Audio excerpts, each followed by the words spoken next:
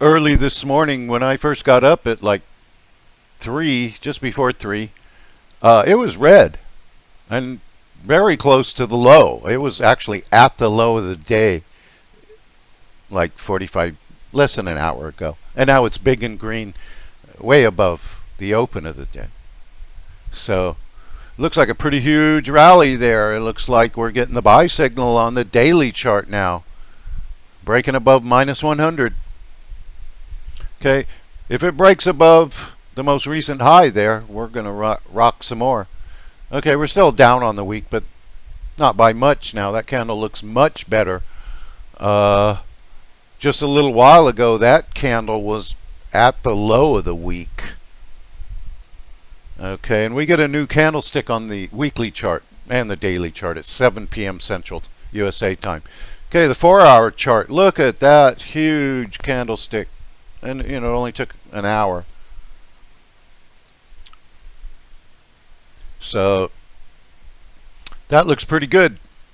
The 1-hour chart. Now, that shows the 1-hour move from the low this morning, tested that previous low reading on these charts. On ETH, it was the low was 27.41 this morning, and the previous low was 27.37 on ETH. I don't know the numbers on Bitcoin. I don't trade Bitcoin. Okay, but that low right there was higher than the previous low. Okay, that low right there was 27.37, and that low was 27.41. So really nice hour, kind of in response to that big red one you see on the left. Now we got a big green one, so it does go both ways.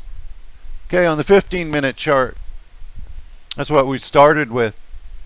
The buy was on ETH was as soon as that candlestick got above the yellow 7 moving average, and you got the buy signal on the CCI at minus 100, breaking up above that. Okay, the 5-minute chart, again, just rocking it. And it's pulling back. Okay, pretty much calling the top right now. I mean, it could drop like a rock. See that big green candle? It could be answered by a red one. So that's why I take profits. I don't hold anymore because of the flash crash activity.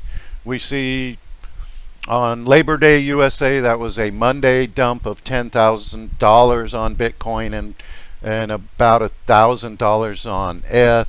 Then we had the Litecoin fake news with Walmart that created some instability and a up and a down move. And then we had this other crash that is shown on the 15-minute chart recently, then sideways for 2 days, trending down. I thought for sure a breakdown, but see, don't ever anticipate or think you know what's going to happen next, because this didn't surprise me. Nothing surprises me anymore. Okay, it just it's going to do whatever the whales want it to do. And obviously, they did not want it breaking down, because ETH was $4 away from breaking support. And if that had happened, it would have dropped another, you know, a few $100s. So, but overall, a very nice way to start a Sunday morning.